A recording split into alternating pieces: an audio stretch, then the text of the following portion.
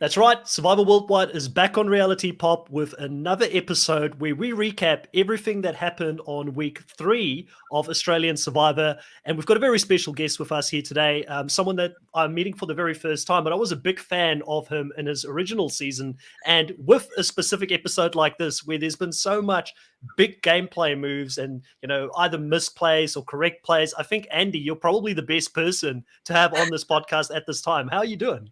I'm well. I can certainly talk about the misplays. That's more my specialty in Survivor, obviously. But look, great to be with you guys, and let's try to make sense of 3 hours of craziness. 100%. Well, there's a very fine line between success and failure in the game of Survivor, and there is a big amount of luck involved. And I personally, if I was ever to get casted on the show, I would much rather be the person that went for the swings and missed than the person who we were just talking about it pre going live, didn't get any edit or we didn't see them because they didn't really do that much, in the game, or maybe rightfully or rightfully they may have done stuff and we didn't see it. But in your case, you went out swinging, which is something that I always appreciate in a player. Riley, that some of my favorite players have been the scrappy ones, right? And I look at Andy definitely as one of those scrappy players. And Riley, welcome to the podcast. How are you? Yeah, doing very well, Chris. And another hectic week of Australian Survivor. So many different twists. I'm only just starting to get a grip on who different people are and where their alliances stand. We got a tribe swap there, so there's just so much going on. It's going to be a crazy podcast today. No, have we had more twists or people voted out so far? I think we need a running tally, right? It's getting a little hard to keep track. Well, we've had what, 6 idols or seven idols already in the game, and we've had like idols in play, and what, maybe 6 people voted out. Yeah, it's pound for pound at the moment. When you look at the US Survivor, fans give the US Survivor such a lot of crap for all the idols that's in the seasons and a lot of the twists that they bring in. But I feel like Australian Survivor said, hold my drink, let me show you how to do it. And they've just gone that next level when it comes to it at the moment. Like, Riley, you're normally our statistician here. I've got a really bad memory. Is this the record for amount of idols this early in the game? It must be. I know Ghost Island had a lot of advantages and idols early on as well, but this season must have really taken the cherry on the cake here. Well, it would have to be close to that. Simon has 2 idols at this stage, which is unthinkable considering he got both of those pre-swap. Cara had an idol at one point. George had an idol. Laura has played her idol. Now Hayley has an idol. There's just so much running around. George had his first episode advantage as well. It's just so hard to keep track of everything. It's just as hard to keep on top of the advantages as it was to actually get to know the cast. I think I read somewhere online that Australian Survivor 2017, so season 2, there were 6 idols in the entire game, and we've had more idols now pre-swap than the entire game, which is remarkable. Well, they've done a couple of interesting creative things with the idols this season. Like, if you look at the fact that they brought the idol into a challenge, and that's the one that Hayley ultimately is going to get. I like the whole dynamic of bringing an idol in, and there's a bit of risk and reward to the challenge because you're out there with your tribe, you're trying to win the challenge, but there's also this individuality that comes into play where you're like, okay, I'm going to look out for myself. And in this option here for Hayley to chase after George, I think it was a good one because most people probably would have looked at her and said, she's not being overly selfish because we'd rather have her get it than him because he's already on the outside. But we later on find out that this is going to be the injection that Hayley needed in the game to make some big moves.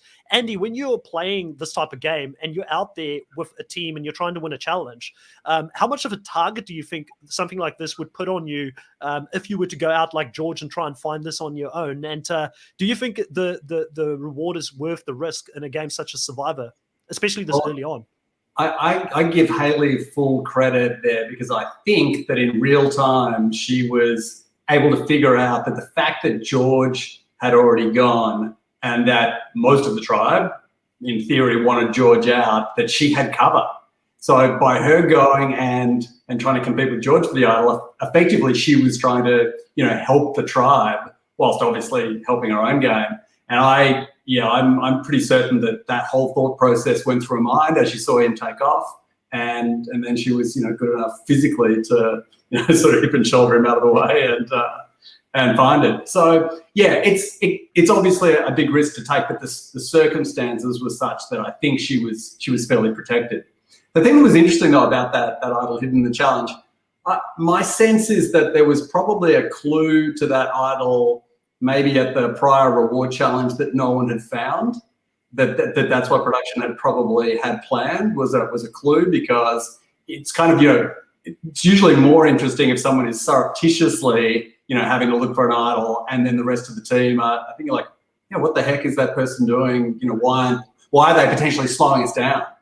Whereas the way it played out, George and Hayley didn't even slow the team down at all, because they were still waiting, I think, for Way maybe to make it through the early part of the challenge. So I think it was a bit of an on-the-fly sort of thing, the way it actually had to happen.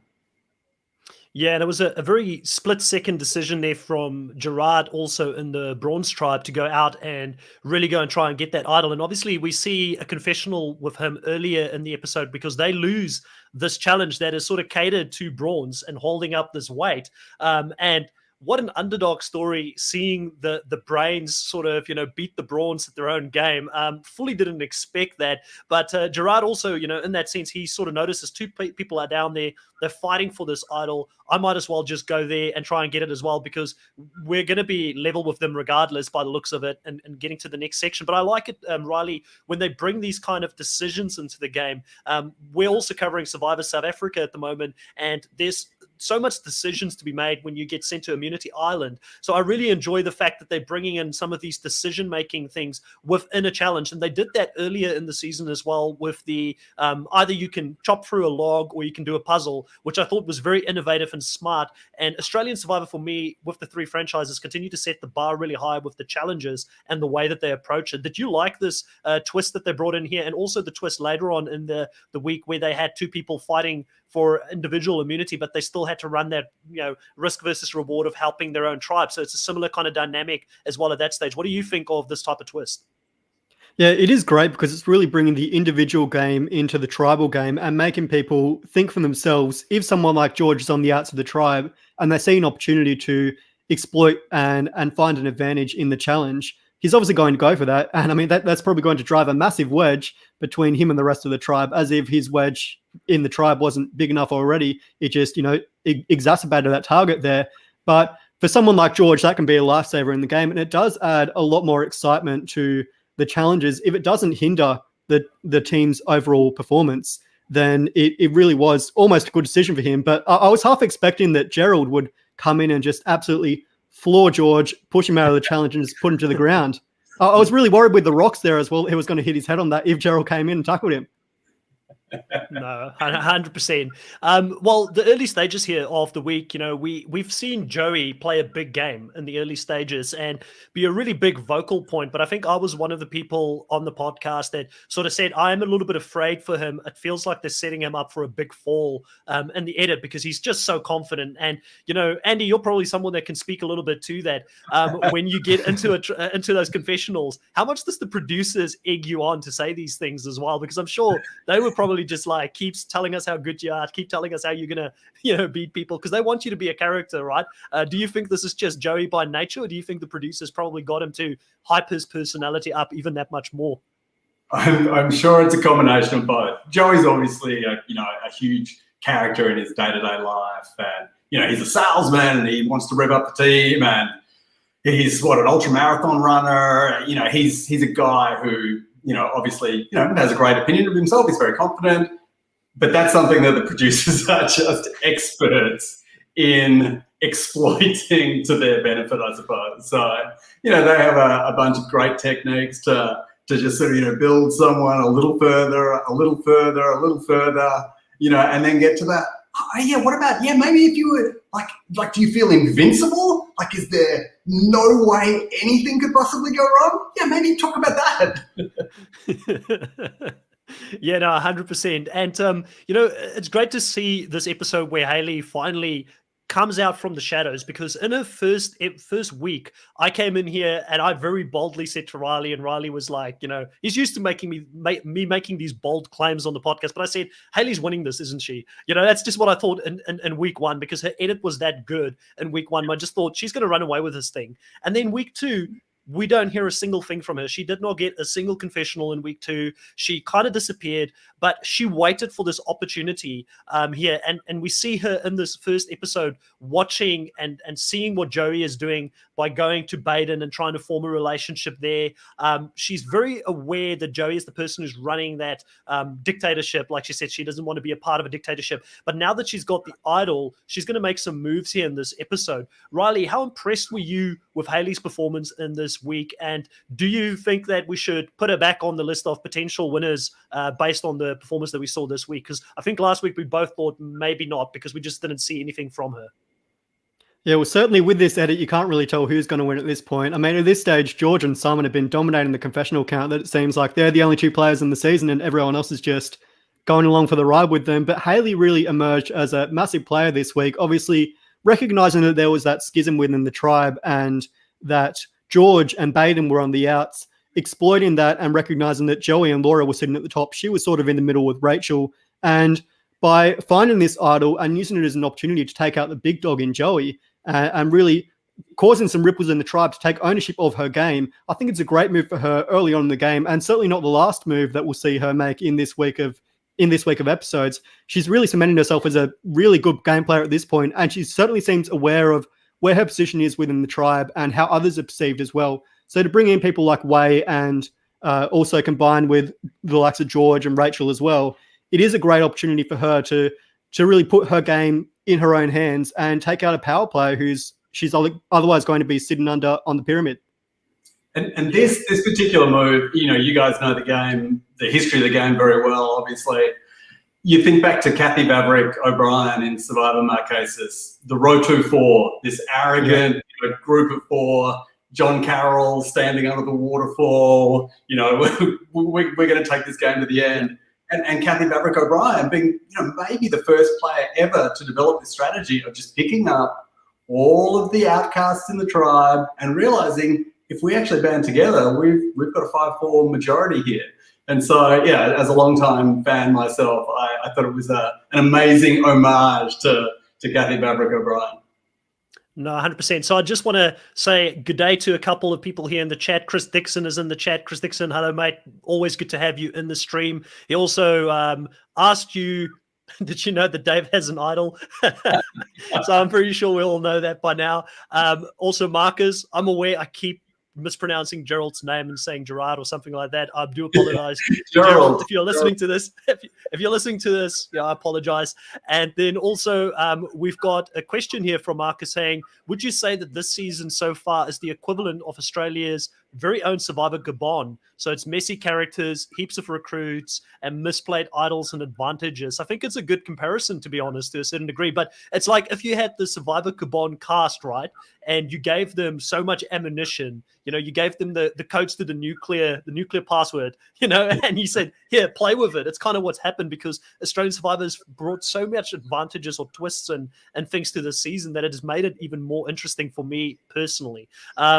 Also, another question here from Jenny K. I wouldn't rule anyone out because of zero content. Flick has had 0 confessionals so far. Christy was the same, having a quiet period, I believe.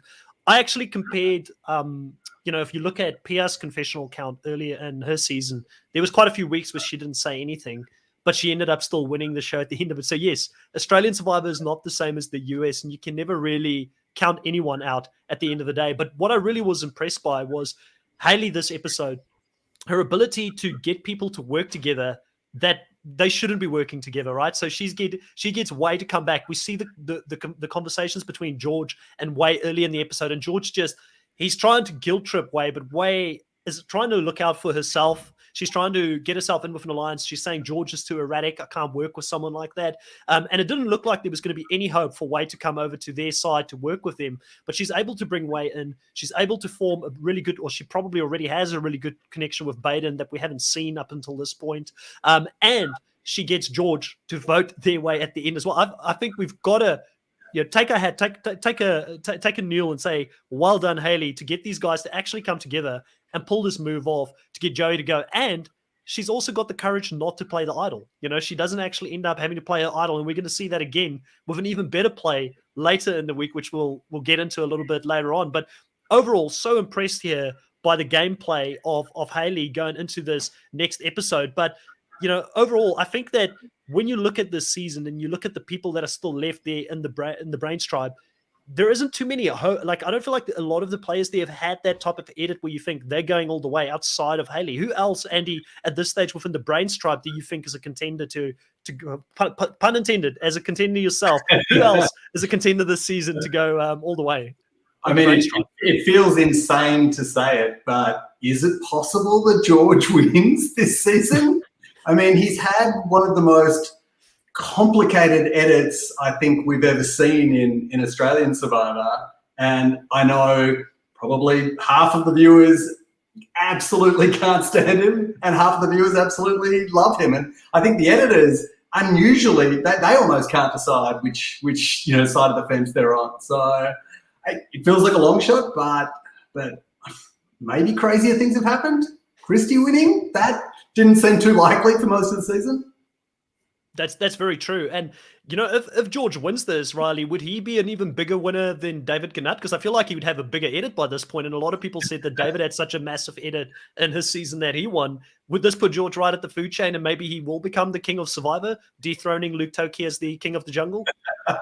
Well, his game is so bombastic at the moment, you just don't know what he's going to do. So it very well may be that he ends up on the top. I mean, it seems like he's had a successful political career, so to perhaps transition that over to Survivor and win it all would be crazy.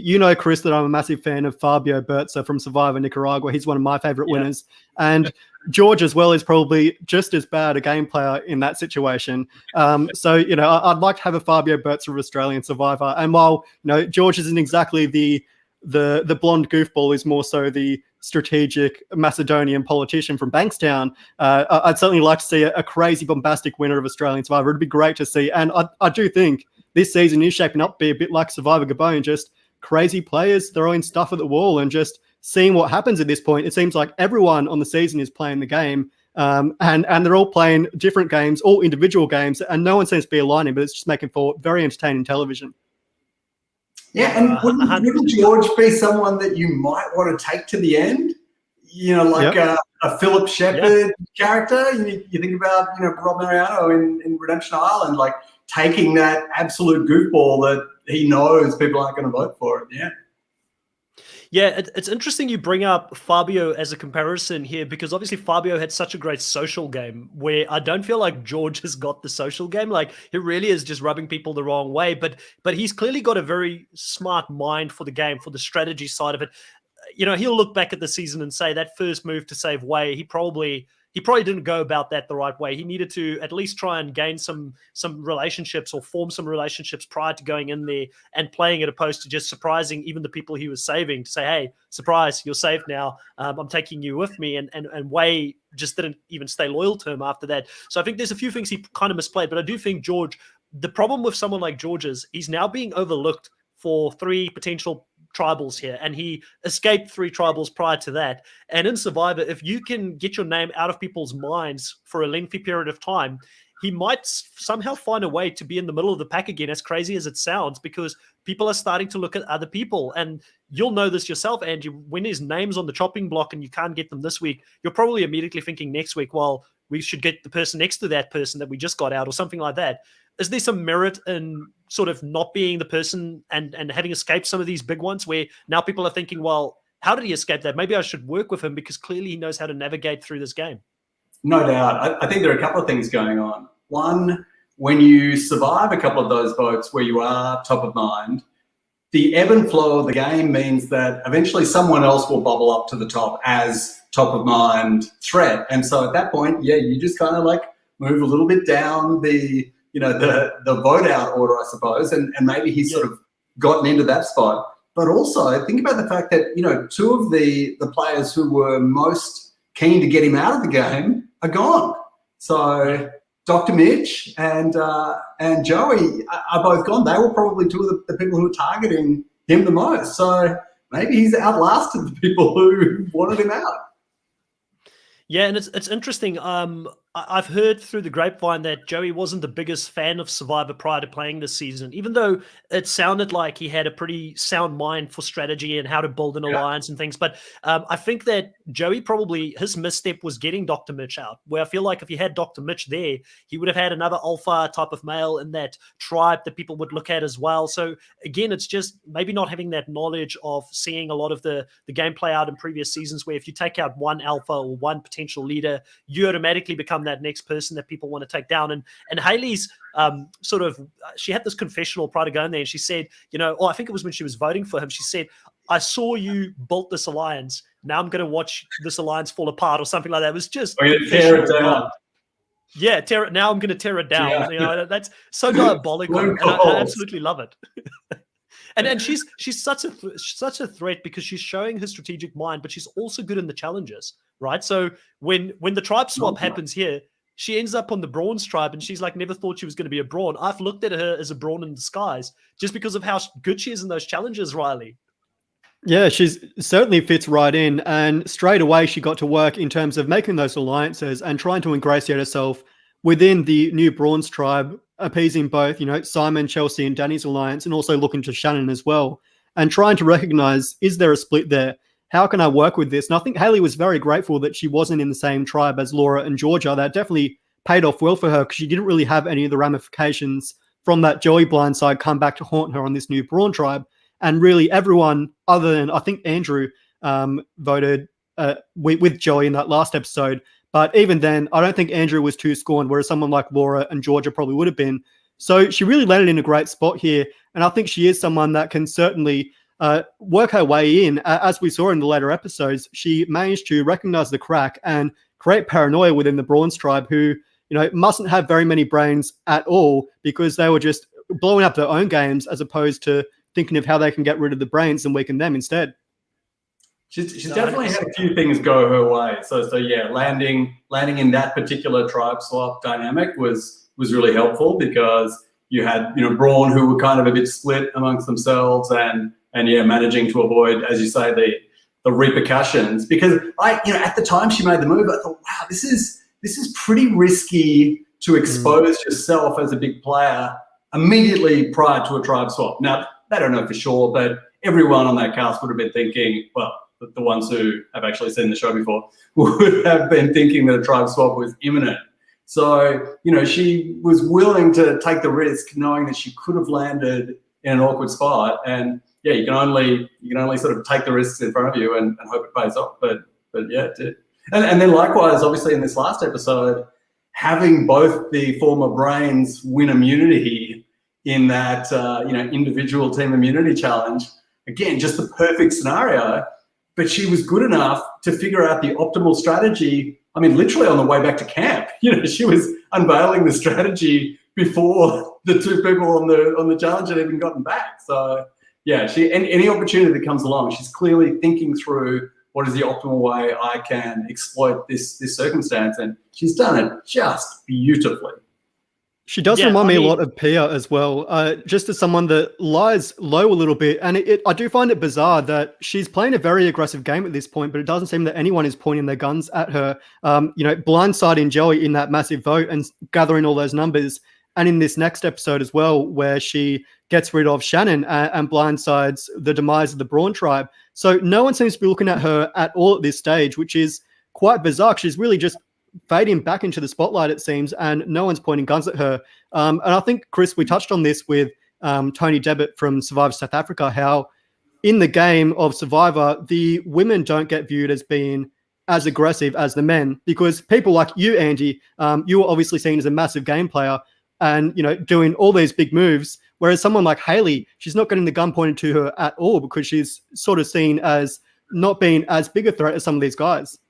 100%. And the fact that you have these guys who are also huge personalities as well. So, Joey, Simon, Emmett, their big personalities are tribal, they're big personalities around camp, they're naturally sort of seen as threats, whereas, Hayley's doing an amazing job of just sort of blending into the background when she needs to. Now, can she keep that up? The history of Australian Survivor is obviously littered with big players who've not made it, past merge or, deep into the game. I hope and pray that she can get to the end. But yeah, it's a tough road in a 48-day game with 24 players where there are just so many tribal councils you need to survive.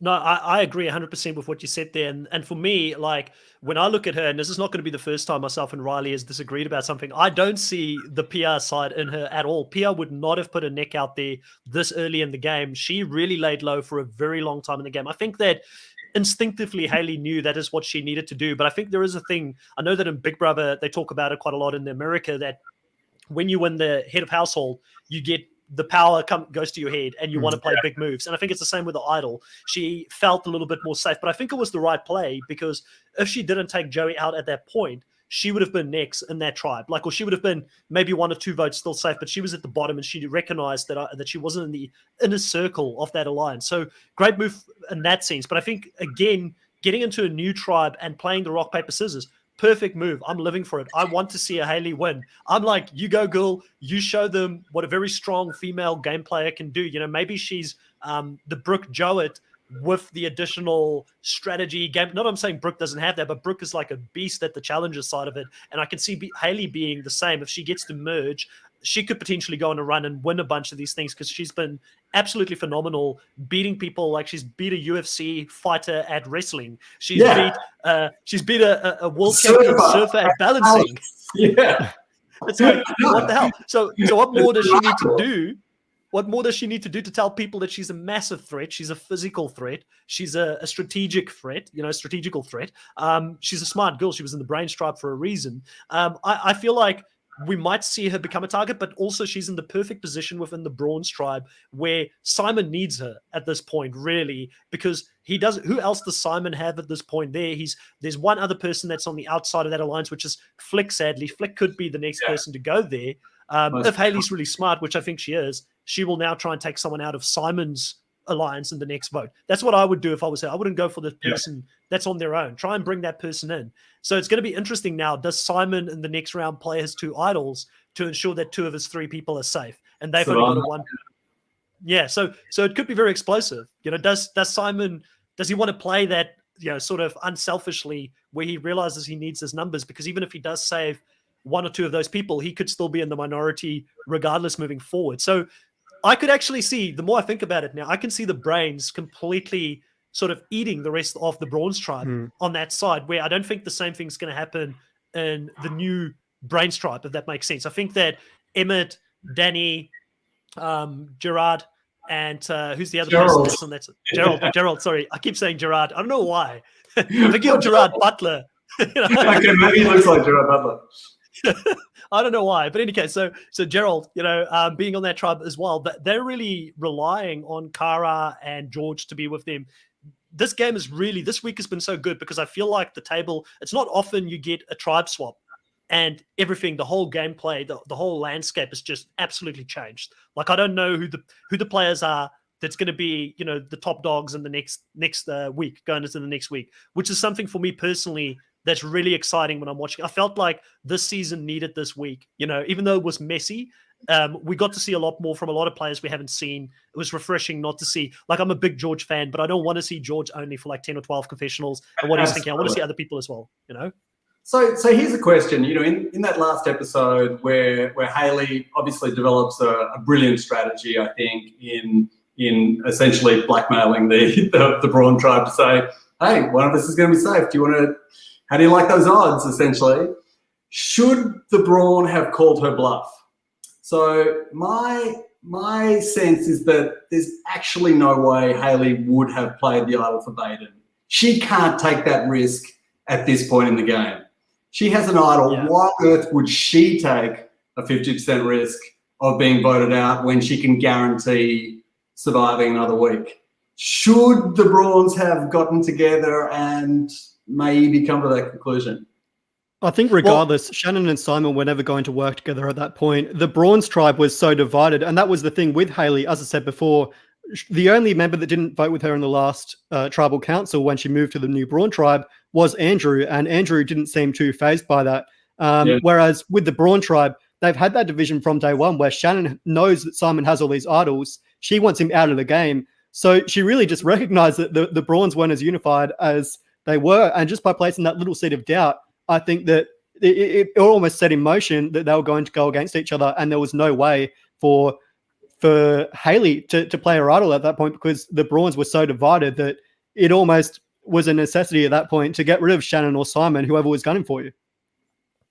Yeah, I think it comes down to the bonds, right? Like we've seen it so many times in Survivor history where the minority alliance goes and they eat the bigger majority, even at merge. It's happened quite a few seasons where if you've just got a stronger bond, and I think Hayley correctly identified very quickly that I need to pull Andrew back in because I've just betrayed him. He's going to be the weak link in that chain, and she got him back, and they just said, let's not turn on each other here. Perfect scenario with obviously Andrew having immunity, so it's no risk for him in staying loyal here, not trying to flip, and similar to Way. But I think she did really well with that. But I agree with you. They probably should have looked at calling the bluff, and I feel like Simon wanted to. Simon tried to really work with Shannon here, but Shannon was the one who first caved. So I feel like Simon knows what the right thing to do is in this situation to keep the Brawns together.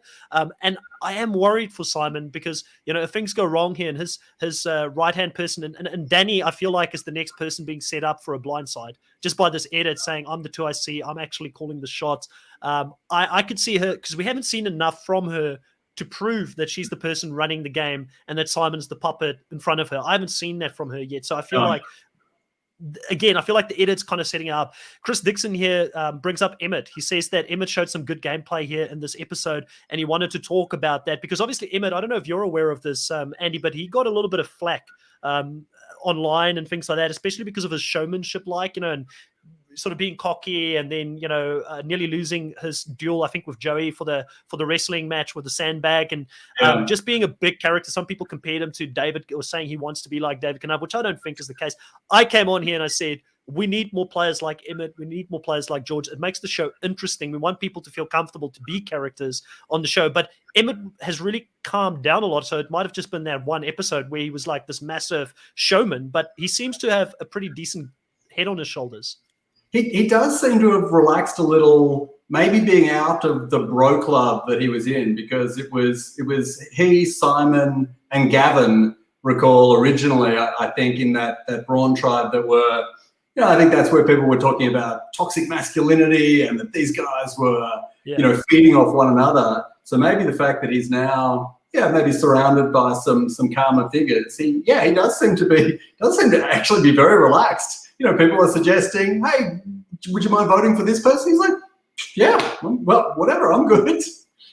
Yeah, I like the way that he went there, and I think it was Big D, and we'll talk about Big D next, because I'm heartbroken to lose Big D in this situation, because he seemed like he was primed to go deep in this game as well. But Big D and Emmett, the way that they bring George into this alliance is by telling George, you haven't had power this whole game. We're going to let you make the decision. Who do you want out? And I think that's the best way to bring a new alliance member in as well, because finally he feels like he's valued and trusted. And the only thing George wants to be is the king. He wants to be able to dictate a vote. So if you give him the opportunity to dictate a vote, I think it's the perfect strategy here. And Big D, losing Big D in such a way, like, Andy, can you imagine playing a game such as this? Like, at least in your case, when you finally got caught out, you knew like it was coming. There were certain things that you did that you got caught in some things. Big D, there's no way he didn't see this coming, and I just felt so bad for him because I felt he played a pretty good game up till this point.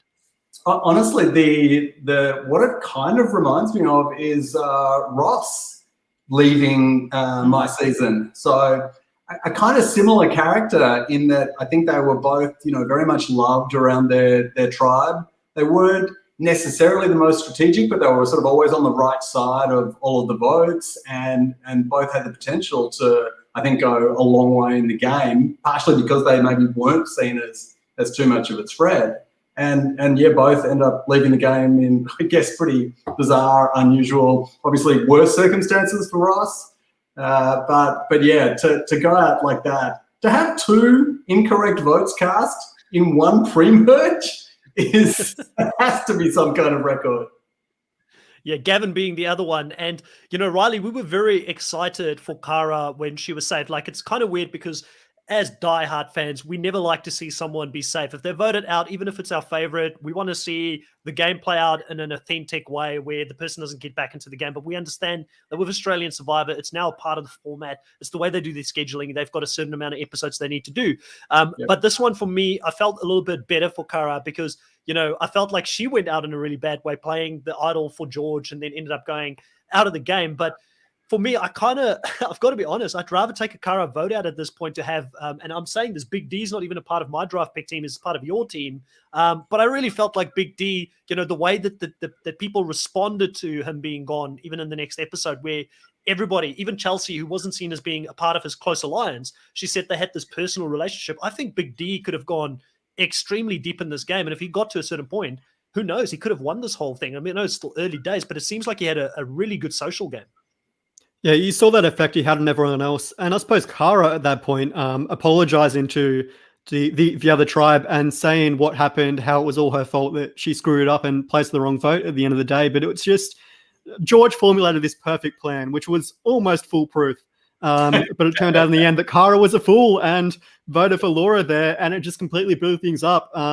And again, like Mark says there, very much like Tyson in Heroes vs. Villains, although I think in this point, it was almost worse than Tyson in Heroes vs. Villains because Laura wasn't even a name that was on the table. Had you voted Rachel and Laura played the idol for Rachel, then it might have been a Tyson move. But in this case, Laura was not on the topic at all.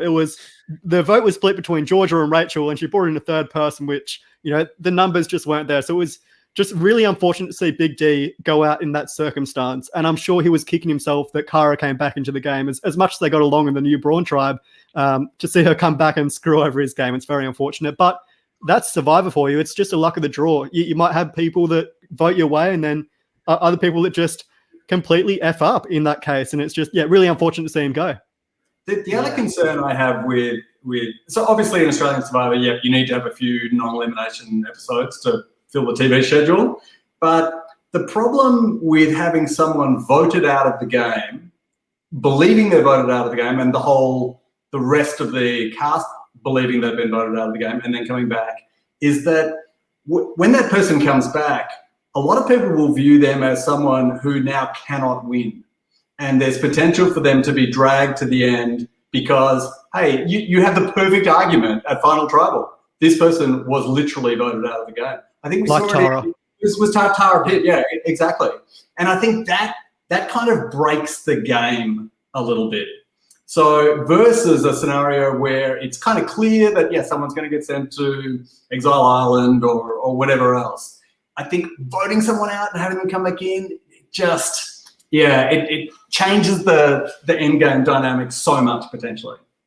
Hey, it could be a hell of a lot worse if Australian Survivor ever picked up the Edge of Extinction twist and they brought that in, because let's be honest, we could do a whole different podcast for an hour and a half on how unfair that twist is with having a player come back after they spent so much time with the whole jury on the edge of extinction, and then they get the opportunity to make a good case when they go into that final. But I hear you guys. And for me, if they did this, I think myself and Riley spoke about it, we'd rather see it early in the season than later in the season where there's still a lot of skill involved. I mean, when Cara came back, there was still 18 or 19 players left in the game. So it's like a normal OG US Survivor season and the amount of players that are still there. So I could stomach a win for Cara from that, but I don't think it's happening. I think Cara is in real big trouble at the moment after making this mistake. And the funnier thing for me is that she could have voted herself out or been the reason that she goes home twice because she played the idol incorrectly for George. I think she didn't think she was going home or something. I'm starting to wonder if she was aware enough that votes were coming her way after this blunder.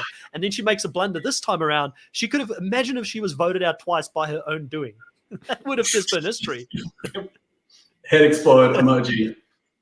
So we've got Marcus Evans here in the chat. I don't know if, Andy, if you're watching Survivor South Africa at all, but I have been trying to keep up, Yeah, so he's asking, how do we think Santoni and Chappies would do with George in the current season? He reckons it'd be absolute chaos. And listen, I actually think George is next level compared to Santoni and Chappies. I actually think Chappies and Santoni have, well, Chappies maybe, we saw that, I don't know if you've seen the merge episode, but he can go pretty crazy as well. It would be funny. It would be fun. I love the characters. I'm all here for the characters. I like Chappies a lot. Yeah, it's hilarious. And he's also got an interesting edit because it consistently goes between this goofy, crazy guy, but also he's got the hero edit, saving people, and he's shown to be nice to people and helping them in challenges and things like that. And that's another thing that Chris Dixon mentioned here earlier. He said that I think it was this one here, but it was somewhere. I don't know, it was maybe.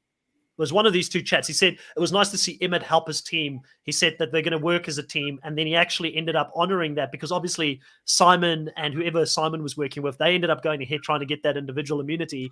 But Emmett actually did go with the team and made sure that they're all doing it at the same time. So I do think Emmett is playing the perfect diplomat at the moment in the game. And I think it's funny because we judged him, not myself and Riley, but fans judged him based on such a snippet. And fans think, oh, we know who this person is, like, absolute douche, absolute this, and it's not the case. There's just people are more, there's more dimensions to them than what you see in such a short edited show, and especially when they do Frankenbites like they do in Survivor Australia, right? Well, I tell you, that's something I really noticed getting back into Survivor South Africa. I think the South African editors do a better job of creating somewhat more three-dimensional characters. I think the Australian editors, they have a tendency to determine, okay, this person is X, and they kind of just give you a lot that reinforces that. Whereas, South Africa, I feel like they're more balanced in the way they treat all the characters, which I personally prefer. I like seeing the multiple plans that come together in regards to like where we're going to vote. I know a lot of people complain about the fact sometimes with Survivor South Africa that there aren't many tribal councils where you go into the tribal council not knowing who's going to go home, because they actually tell you the main plan, the fake plan, and also the counter plan, so you see all three sides of it. But I really enjoy it as someone that wants to look at these types of seasons and learn from it. And in case maybe one day if I ever do get on a show such as Survivor, I've got a snippet. I know I don't know the real thing until I'm out there, but I've got a snippet of an understanding of the different conversations that's going on. So for someone that appreciates the strategy side of it, I really enjoy seeing that type of storytelling, opposed to, I feel like the US Survivor and Australian Survivor sometimes hide, especially the US Survivor, they hide the real vote. I mean, the Ethan Zahn vote comes to mind in Winners at War, where everybody was like, where did that come from? Like we understood why it happened, but it wasn't fully explained how that counter plan was sort of created there. Now, going into this episode here, we do see that that ultimately when they go to Tribal Council, there's a new twist at Tribal Council where the people who won individual immunity become powerful and they can decide who of the two people that were voted out ultimately goes home. Andy, what do you think this sort of does to the game? And did you like to see this type of twist? Do you think it's too overpowered? Do you think it brings a good dynamic into it? Yeah, it's really overpowered. That's for sure. I'm pretty sure I'm right in saying this is the first time something like this has ever been done. I don't recall ever seeing a subset of a tribe having that kind of power, over sending someone home. Can I firstly say the thing that was most hilarious about it was, Jonathan had explained that it has to be unanimous, otherwise it's going to go to fire. Yeah. So two people said, okay, we want Shannon to go home. One person said Laura, and then Emmett, whose vote is irrelevant at this point, went into a detailed explanation of what he thought. And I'm thinking, dude, it's done. Now, obviously, things got a little more complicated from there. But look, the one thing that was interesting about it was that it does give the two people who are on the chopping block the opportunity to do a final, argue their case when it's literally, this is literally your argument for your life. And the ability to pull in supporters to back up your argument is kind of interesting strategically as well, because you saw, Simon obviously, coming in to essentially throw Shannon even further under the bus with Emmett. So that dimension is interesting strategically, and that you have that opportunity, even if you are no longer voting. So for someone like Simon to actually influence that vote. But yeah, it's pretty overpowered, and you could easily end up in that situation with four people who you are just not at all aligned with, and it's just a done deal. Especially when Rachel and Andrew were both strong allies of Laura's, probably Laura's two closest allies, excluding Georgia in the game. So for them to have half the vote there, it really was a little bit overpowered. I would have liked to see it go to fire and, obviously add a lot more entertainment there. But in the end, I reckon it was the right decision, certainly with the Brawn being so fractured and Emmett being a part of that former Brawn tribe, it was the best move for him to go forward and also keep strength on the Brains tribe. It will be interesting to see the fallout from this last tribal council on the Brains tribe, because at the moment they are so divided. We'll have Georgia coming back, obviously Laura and Rachel still there. So there is a massive wedge there in the Brains tribe at the moment. And it's obviously been highlighted as well by the fact that Laura was voted out, but obviously she's been saved now. So it is going to be interesting to see, you know, what sort of fallout there is from this vote out. Do you guys have a sense of what happened between Simon and Shannon, by the way? Like the fact that Shannon, after being voted out of the game, said, but the only thing that mattered to me, I would consider myself as having won the game if I lasted longer than Simon. It's a pretty remarkable feud between two players relatively early on. Mm. I mean, again, obviously we're not on the island, so it's very hard to know what could have been said or done. And it could have been like, you know yourself, sometimes you just don't vibe with someone. It's like a body language thing or a personality clash. But I feel like with Shannon, I feel like she's someone that doesn't forgive and forget. And her being a target that early in the game and her knowing that Simon was the one who brought her name up, because Simon did run that counter alliance that wanted to take her out. I just feel like she was never going to forgive him, and he was dead to her after that, which is a shame, because if she could have found a way to work with him, I think she could have gone deep in the game, and I actually think she had some strategic jobs to her, you know, so I was disappointed. And she's seeing really it this early. intelligent. I think she has a strong social game. She's strong physically, but it's David Bloomberg's old rules of Survivor: be flexible. And I think, she wasn't able to be flexible after that early sort of attack, which is a shame. I think a strong player. Maybe we'll see her again. Yeah, well, definitely. I mean, I think she could have been very, very strong. She reminded me of Sarah Tillicum. Sarah Tillicum, like that type of player. I just felt like she had more to give. But then in Sarah's case, her and Luke at certain points were at each other's throat, and Jericho was that medium person, but Sarah found a way to be flexible and still work with him. And they kind of needed, there was like the odd three pair, the sort of the threesome that were working together throughout the season, which I really enjoyed that season. But yeah, again, with Shannon, it is interesting how she goes out here, because her edit for me, I was like, either her or Simon wins this, and the other person's going to go very deep. And Simon is so in your face. I don't know, you can probably talk to this a little bit, but I kind of feel like he doesn't have the same personality as David at all, but I feel like his edit is kind of like this really strong alpha male character that we kind of saw with David in All Stars. Do you see some similarities? Do you think Simon is a potential here, or is it really just it's Hayley and maybe one or two other people that's undercover that we don't know about? Or do you think that he still has a chance? Because he had that really uncomfortable conversation with Kara this episode after saying he's going to, he seems like he says all the right things, but I don't know if his execution's there, you know? I think the editors did a bit of a number. They did him dirty. Poor Simon there. I think I read somewhere that the whole tribe was discussing endometriosis, and that, it was a clip that was sort of very much cut out of context, which is something the Australian editors don't mind doing for laughs from time to time. I have some experience with it. But I think Simon's great. I mean, he's obviously a fan of the show.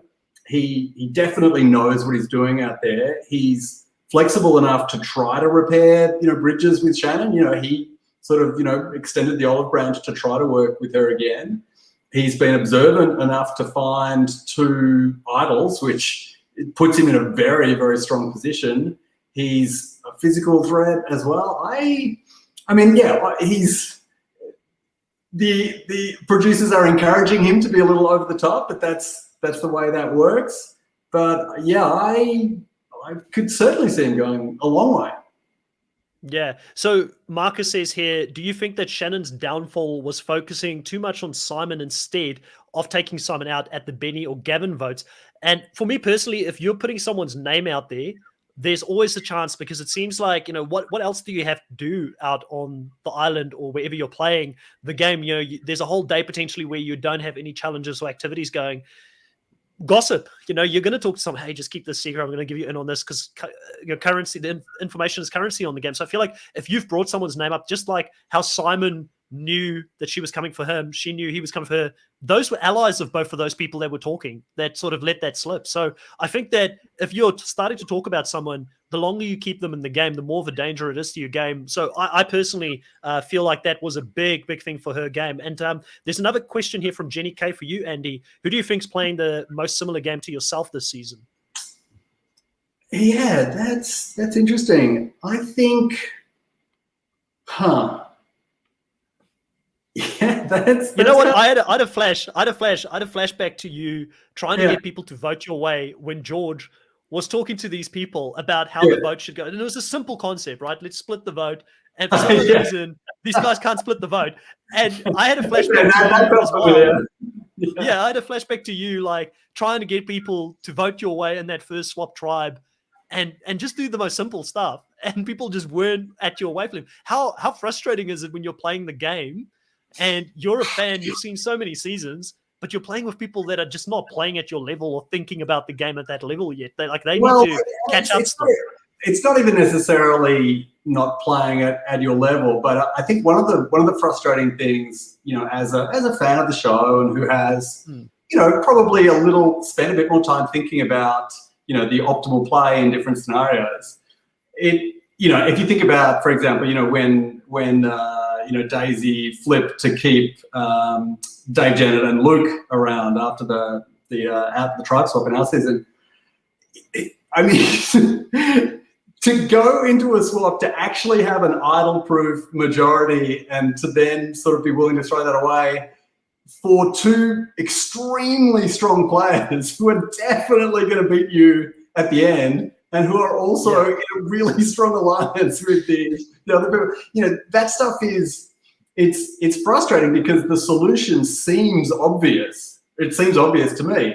But what you have to understand is that everybody else is playing their own game and they perceive things differently, and trying to put yourself in other people's shoes is tough sometimes because you have such a clear idea of what is, you know, quote unquote optimal in a certain scenario. So yeah, it's frustrating, but the only solution is to try to understand everyone else's motivations, and you know, the reality is you need their votes to make any plan sort of, you know, come to fruition. So you need to get them on board. That's what I wasn't very good at doing, unfortunately, even if I thought I knew the right thing to do.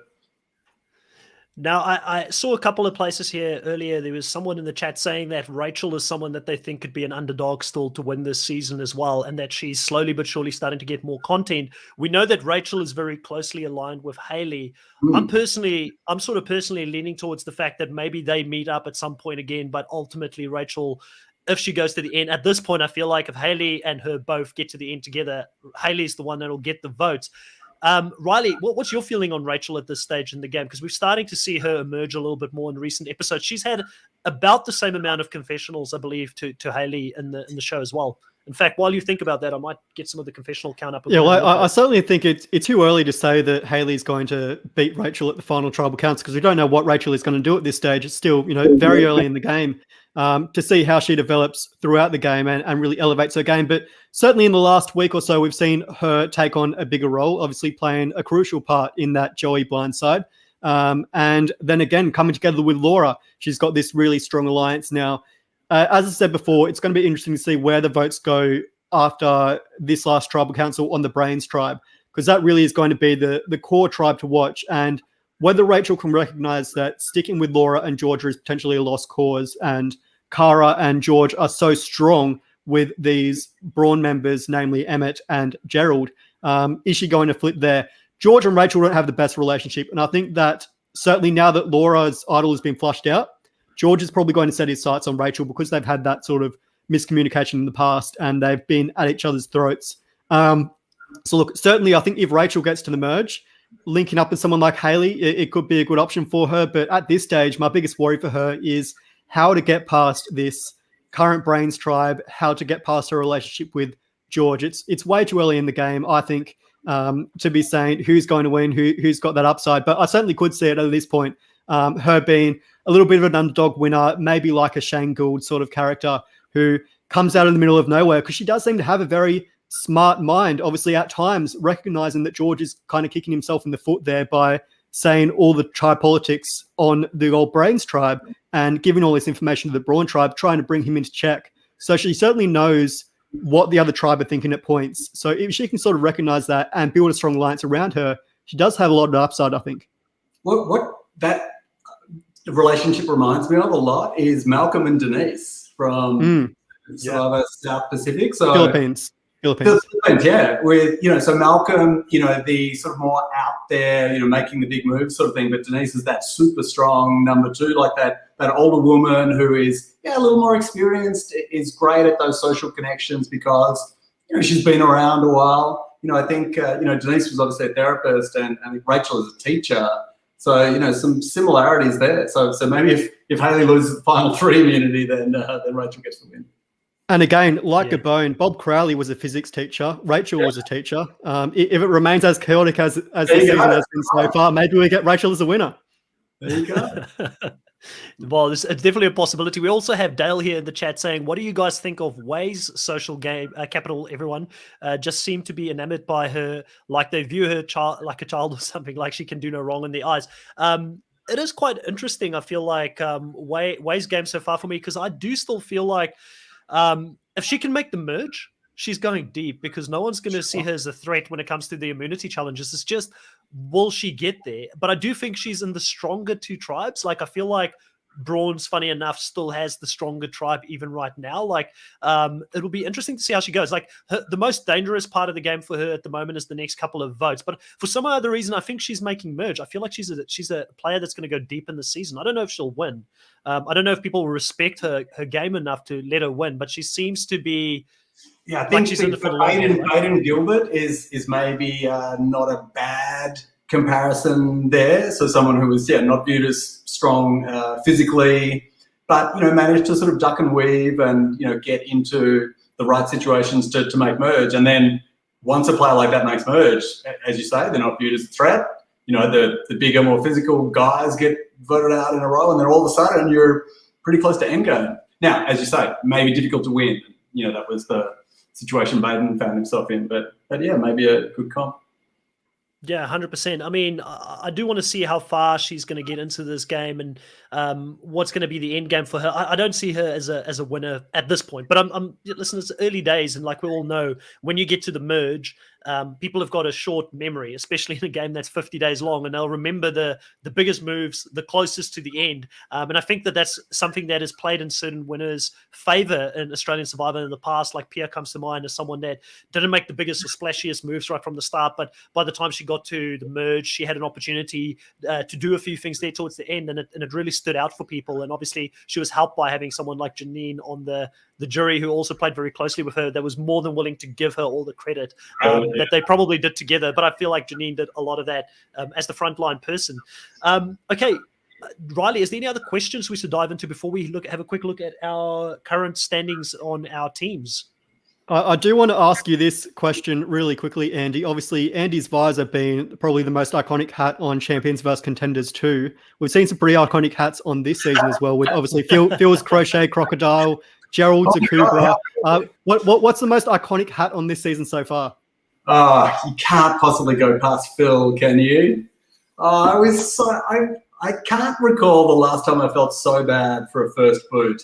I mean, that twist for a first tribal council where people have barely had a chance to make any social connections, that was truly, truly awful. It's kind of like, if you have to have non-elimination votes, like, bring Phil back. He seemed to be in a great position as well. So and an incredible hat, like truly the best hat in the history of Survivor, I think. I think that's the thing with this season so far, is there's been so many advantages early on in the game and not enough time for those relationships to actually build. We saw that advantage in the first tribal council, all these idols coming into play. And, people like a George or a Cara aren't getting those opportunity to make relationships without all these idols and advantages being thrown in and putting a massive target on their back. I would like to see, if Australian Survivor producers are listening for the next season, maybe step away a little bit from those idols and advantages early on in the game, let those relationships build, and then bring them in, and obviously put in a lot less idols, because it's just been so hard to track at this point. But certainly it has made for some entertaining episodes, but at this point it's just hard to see where people are at, because there's just so much stuff going on that there's actually no clarity in the game at all at this point. And I think it actually makes it harder sometimes for the best players to shine and to rise to the top, because they can be completely stymied by a particular twist or a double idol play. And so you lose some of, I want to say the purity of the game, but just the what makes the game great is the best players' ability to navigate relationships and to, come up with strategies that are going to work within the general confines of the game. When you bring in so many external variables, you almost get to a point where there's not a lot of point in having a long-term strategy in place, because it can be upended, it feels like, every couple of days. So you get a different game where, yes, obviously people have to adapt on the fly, but I feel like it makes it a more luck-based game than a cleaner game where you would have some confidence that the best players are going to battle it out.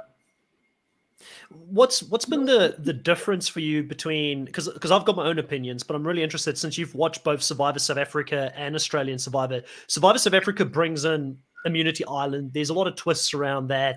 There's a couple of idols that floats about, but what do you think is the biggest reason that with Australian Survivor, it kind of feels like it becomes even more of a luck-based game, where in Survivor South Africa, I still feel like strategy is still reigning supreme, even with having some of those twists in the game? What do you think is the differences in dynamic, and what do you think we should look at differently for the next season of Australian Survivor?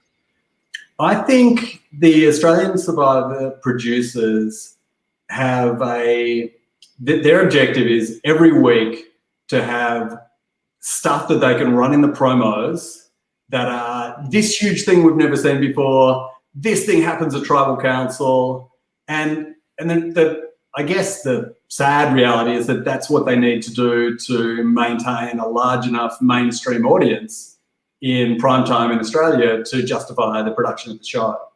So three episodes a week, right? So three episodes a week is enough to keep someone like.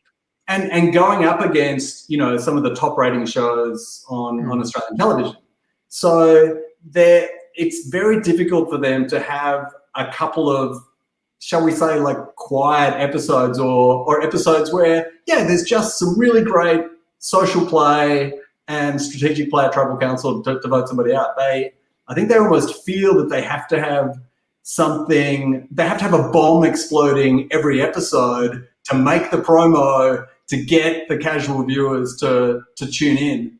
And if that's what it takes to have the show on Australian television, then I guess it's okay. But I just think it's a shame, compared to what it could be, which could be just a cleaner, purer game. Yeah, and I think to Andy's point as well, that represents Australian TV as a whole. Obviously, in Australia, we have massive shows like Married at First Sight, The Block, My Kitchen Rules. And I think with the edit especially, and looking at characters like George, they need those sort of characters to define as being the villain, the hero. They need those sort of, I think of Tarzan in All Stars as sort of being that, wild character out there. John Eastoe from Andy's season as being the true blue Aussie battler.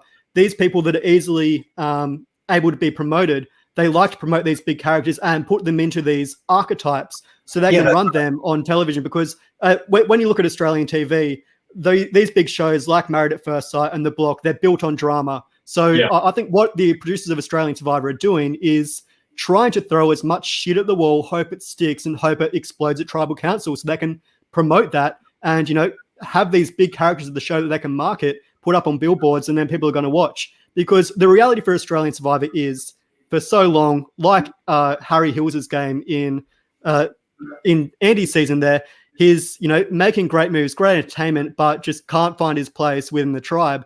Same thing for Australian Survivor. It can't find its place on the Australian television landscape because it's battling against those big shows that, whereas unlike US Survivor and Survivor South Africa, they really need to scramble for their players to make sure that they stay on the television. And I think for Australian Survivor, having these non-elimination twists, having these overly edited characters like George and Simon, and having these, dramatic tribal councils, it's what they need to do to survive, unfortunately.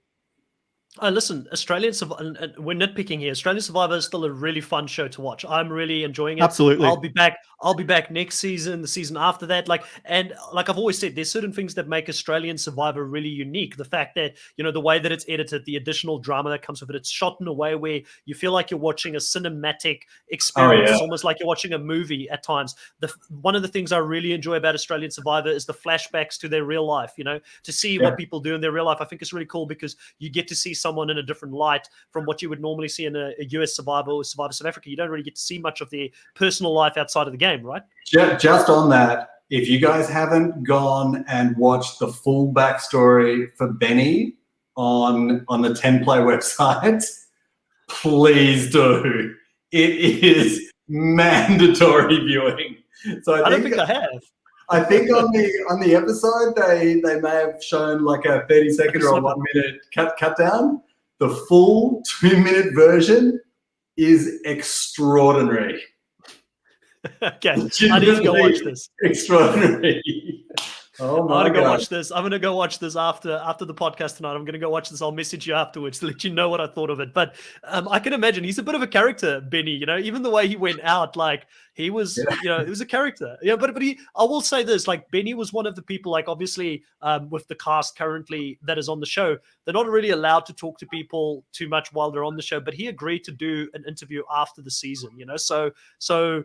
What it sometimes can be hard. Like some of the survivors won't reach out back to you, especially if it's a small podcast like ourselves. So I'll give him credit for that. But he seemed to be a bit of a character. He went out hot-blooded when they voted him out. And I've got a feeling he lives a pretty big life over there in Los Angeles. Judging by his backstory video, he lives a very big life. But it's funny because he said that he left it all behind. More of him now. Yeah, because it's funny because in his preseason stuff, he said that he left it all behind. Like he left all of his earthly things behind. He doesn't really do that anymore. It's now more about focusing of giving back and all that kind of stuff. So it's interesting because in his promo, the little bit that we saw, it looked like he was still a high roller, and most salespeople are, I can say I work in sales. I know a lot of salespeople, so. But it's a lot of fun. Like I said, Australian Survivor as a whole. The only problem that I have is when you're consistently upping the ante the way that they are. Like you're running that risk. Like what's next? Like how crazy? And I think that, in my opinion, like the US Survivor has been getting like that. But I feel like this season, Australian Survivor has actually caught up with the US Survivor, if not surpassed it already with the amount of stuff that they're throwing at it, And the Australian season's only like season 6 at the moment, if we don't count the 2 seasons that's not part of this production team. So 6 seasons in, and it's already caught up to a show that's been on there for 40 seasons. That's crazy. I know. And look, it's only budgetary constraints that mean they don't have Extinction Island or 3 or 4 tribes and everything else, because that just adds more cameras and more camera operators, which I think, would just sort of create some money issues on the show. Because if they had the money, I'm sure we'd have 6 different tribes and immunity/exile island. Now, Andy, we haven't spoken much about the backdrop of this season. What have you thought about having this in a non-island location and in the outback? Actually, really cool. So the thing about, and obviously US Survivor as well now, having, they've been filming in the same spot for a while now. And I guess in particular, having, been out to Fiji and lived on those beaches for a while, it does start to get a bit samey. And probably the fact that both US and Australian Survivor are filmed on Fijian beaches, means even more so. So I think just actually having a fresh environment is really cool. And even for Australians, this should look familiar to us, but nobody actually gets out to Cloncurry, which is about 1,000 miles inland and north of where I'm sitting here. So I thought it's actually worked really well. I'm sure it was. I'm sure the temperature was a challenge. It would have been really, really hot during the day and probably pretty cold at night. But I think they're making it work. They've obviously got dams to do water challenges and things. So I applaud them for making it work in a situation where they couldn't get to their regular filming location. And then the other thing that's great about it, it's forced them to build a bunch of new challenges, versus sort of reusing some of the stuff that they have set up out in Fiji. And I think we've seen some really interesting new dynamics in in some of the obstacle courses and things. You know, things like the floating maze and various things, which is great. Yeah, I like it.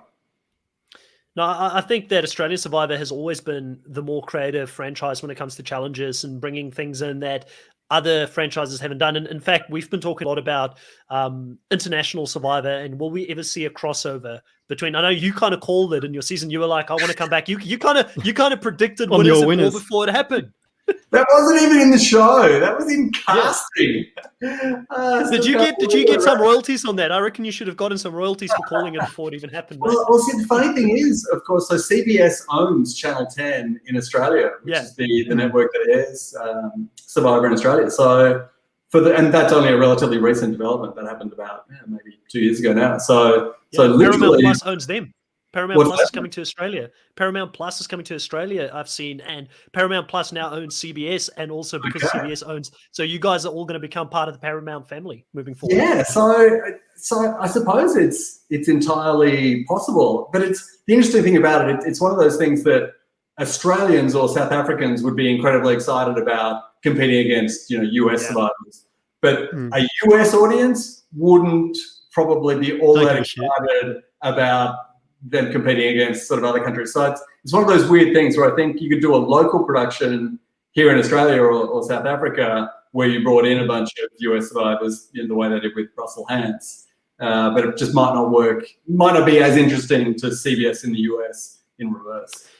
Well, I feel like the chances of it happening between Australia and South Africa is pretty large now that you've got Australian Survivor playing on Mnet in South Africa, and you've got the same here. You've got 10 Play now showing Survivor South Africa. So fans of the franchise Survivor in both countries will actually start knowing who the players are. So if one of the two franchises wanted to do it and they wanted to bring a Santoni and a Chappies and Kiran or whoever from this season into an All-Stars crossover type of season, at least people will be like, oh yeah, I saw Chappies play. He's the Aquaman. He's the guy who swims really well. Santoni, that's the girl who kind of flip-flopped the whole time. So at least they'll have some sort of an idea. And the South African survivors, the ones that I've spoken to, all of them, I think, would be very keen on that because they would be winning Australian dollars, which is worth more than so they'll probably end up making 5 times more money. Okay, but so 2 questions. 1, would you have Nico or JLP hosting? And 2, which weather conditions look tougher out of the current South African season where they look like they're freezing to death the entire time, and the Australian season where it's, 42 degrees? Dry. Well, there's different struggles out there, right? But I think the thing for me is, like, if you had to look at it that way, you'll have Nico do. I feel like Nico is better at tribal council personally. But I agree. Yeah. But JLP, I would have him for the challenges, because I think he would have more fun at the challenges. You know what I mean? So you kind of I think that's JLP's strength is the testicle jokes essentially. Yeah. And Nico I think is great in tribal council, and he has a very sort of caring, I think, demeanor with the tribe which I think works very well. He's sort of Jeff Probst always wanted to be a talk show host and you get into the psychology. I think Nico does a sort of a similar thing. So Jenny K has asked, could the global season of Australia, US, she corrected it in the bottom, and SABS streaming season that aired on television? So if we put it on like a streaming season, I think one of the things like Survivor South Africa, I know we're kind of off topic from the Australian Survivor, we were talking a bit about global Survivor as a whole. One of the real challenges that Survivor South Africa has is that it's on a pay-to-view channel. It's not on a free-to-view channel like you have in Australia. So because of that, they kind of limit their audience in regards to who watches. And I actually am starting to think that there are more people globally that are watching the show now than what there is actually in South Africa, because the amount of like I said, USA viewers that view the show, probably 70% of the people who watch our recaps on Survivor South Africa are from the US. So there's a massive interest, and people have come to me from Canada, from Pakistan, like you wouldn't believe from where. It's like, Chris, where do I get episodes for Survivor South Africa? So I feel like the way forward is really for these channels. I'm not a producer. I don't know what the technicalities is behind the scenes. The way for them forward is to, like, if you don't have the show in that country, put it on Netflix. Like, put it on Netflix in the US. Kagiyan and Heroes and Villains were really popular. I think it trended like number 1 and 2 for a while there on Netflix when they brought it to Netflix. So there's got to be a way. Or Paramount Plus, just keep expanding it to these different countries and offer it. I don't know. Like, there's got to be a way, right? Paramount Plus would be the way. So because CBS owns the rights to the format in the US through Charlie Parsons, if that's part of Paramount Plus, then that's sort of the key is the US rights as the biggest market. So there's probably no reason they couldn't do a streaming version and just roll it out through Paramount Plus globally. Mm. No, 100%. So let's get back into this episode. I really love sort of nerding out about Survivor and what they could do in the future. And I'm very passionate about International Survivor. We will have a special coming up, hopefully within the next week and a half, with, for the first time ever, a US Survivor, an Australian Survivor, and a South African Survivor all on the same podcast. And we'll be talking about International Survivor, and they will be the captains to select their hypothetical team if there were ever a season where they would cross over. So we're really excited for that. More news on that when we've got everything confirmed. So fingers crossed we get that happening. Okay, so for the teams here, Riley, we get in this episode, well, in this week, I guess the first person out, and the rest of them are at the bottom there. I don't know why, but we'll just add that there is myself. I've got Joey from my team that I lose. You then end up losing Danny this week as well. And I finally then lose Shannon. So we're basically back to even numbers. How does it feel, Riley, to still be in the game at this stage? Because you were kind of out of it in Survivor South Africa quite early on. Well, yeah, it's certainly a lot better than my Survivor South Africa numbers, because I think at the moment I'm left with 4 players left from Immunity Island, and you have like 7 left. But it's nice to see some equality here, and I think there are some great players that are really starting to emerge. We talked about Hayley a lot in this episode. Also mentioned Rachel as someone that can go deep as well. Even, look, last week I was looking at Flick as being a potential winner, and she didn't get any confessionals this week, but I still think if she can come together with the former Brawn members on this new Brawn tribe, and come together with Hayley, Andrew, and the likes, she probably has a fair bit of upside. Again, on your tribe, Chris, Simon still has 2 idols in the game, and is seemingly in the majority at this moment on the Brawn's tribe. So there's still a lot of strong players there, and George is still there to, throw spanners in the works. Cara is still there to vote the wrong way and send random people home. There's so many factors you need to consider. There's still lots of strong players on the board. Yeah, Andy, what do you think of these teams? Who do you think, if you had to put money on someone here, who's got the team to beat at this stage? That's what I was trying to decide. I mean, I just adore Hayley, so it's very hard to go past Riley's team, seeing Hayley sitting right there. And he chose her at first place. He chose her. It was his first draft pick of the season. And I was like, did you watch? Do you know any spoilers? Looking better than Dino at this point. It's looking better, much better than Dino at this point. But even, Baden, who we sort of haven't talked about much, but he came up with the musical chairs, idol play. Like he's definitely thinking about the game, and obviously, hugely strong physically. So I wouldn't count him out. As you say, you've got Rachel in there. I'm going to give the edge to Riley at the moment, I want to say.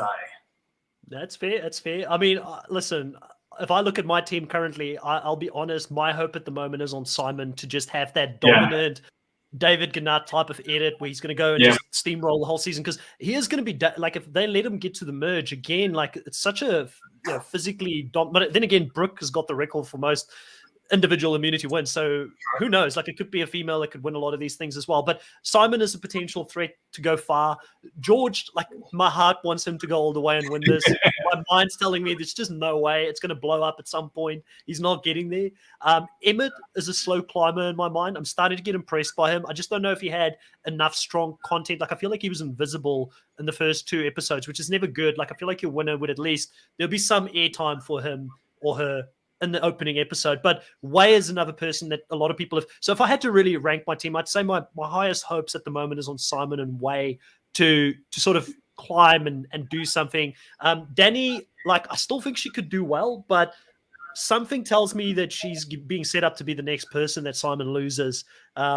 Hearing that she's the 2IC, but not really seeing her be the 2IC or like dictating votes earlier in the season. I don't know if that's true, but who knows? Like we've got absolutely no spoilers. We don't know who's going to win this season, but I'm very impressed by your first pick with Hayley. But I guess the same thing could be said with my first pick for Chappies in Survivor South Africa, who's done pretty well this season. So it's just, let's see how it goes, but exciting times ahead. Who would you say was the player of the week for you, Andy, if you had to give it to some person?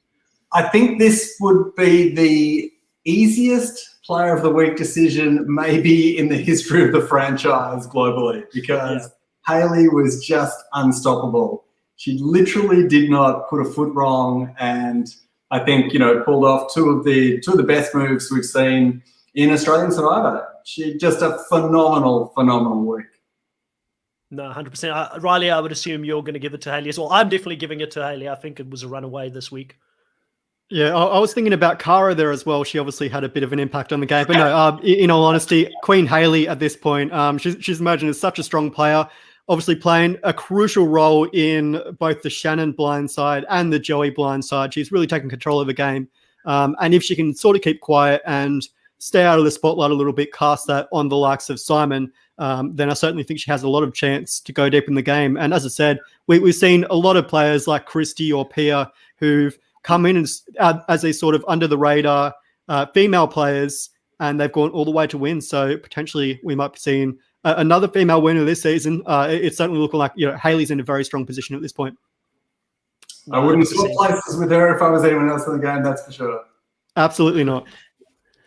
All right, so Andy, what do you have going on at the moment? Is there anything that you would like to plug? Like I could I'll make sure to put your Instagram link in here for anybody that wants to follow you. I'm sure you would have had a few more people follow you recently from some of the South African sides of the world, because they've just, I think not that long ago, maybe a year ago, started watching your season and they aired it on Mnet. So if you had some new followers, it's probably from that side of the world. I probably have had some new followers from South Africa. So thank you, South African listeners.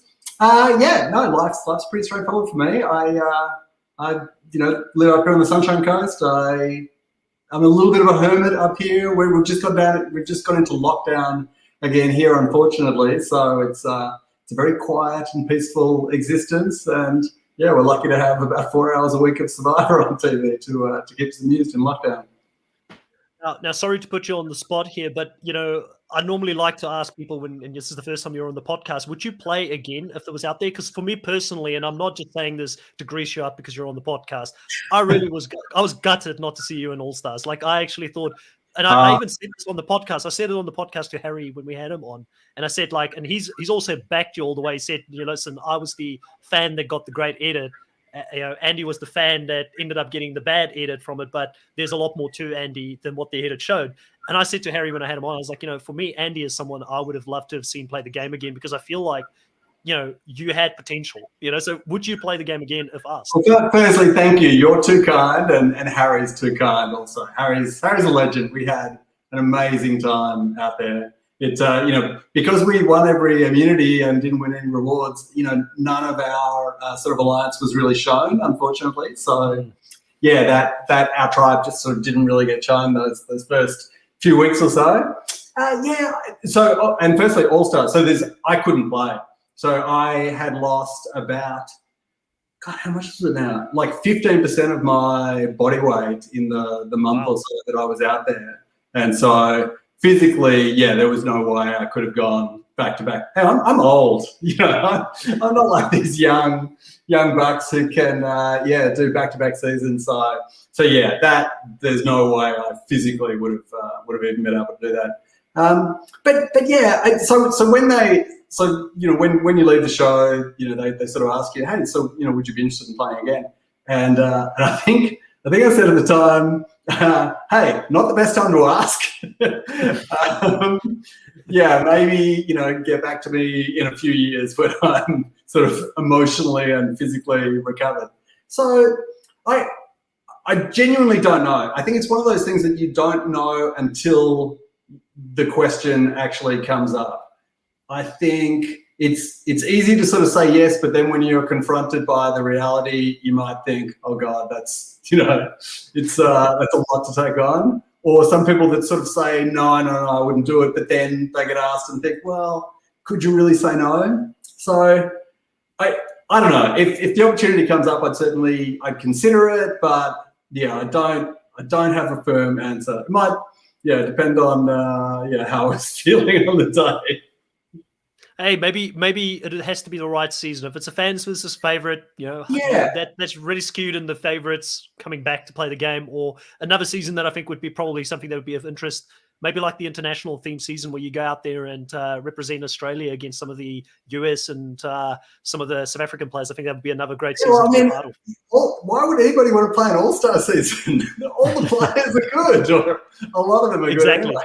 So that feels like it'd be a really tough season to come back and win. So yeah, maybe something like fans versus favourites where maybe, you know, as a two-time player you get to play against some newbies. That'd be better odds, wouldn't it? Yeah, definitely. So, Riley, coming over to your end here, what do you have going on your YouTube channel, Snuffed, at the moment?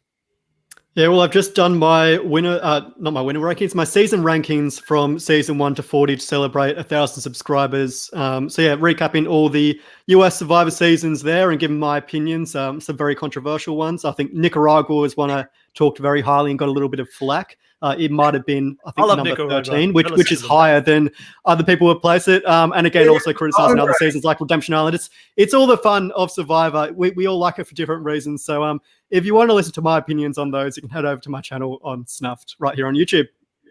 Hey, welcome to the club. I got all the flack for mentioning Jark Burger as one of the players that I would want to see play in the US season. And people came at me and like, why do you say Jark Burger rather than this player, than that player, than this player? I'm like, hey, it's my choice. You know? Okay, so can't lose everybody. No, 100%. From my side, I will be back with Riley at the end of this week to talk about Survivor South Africa.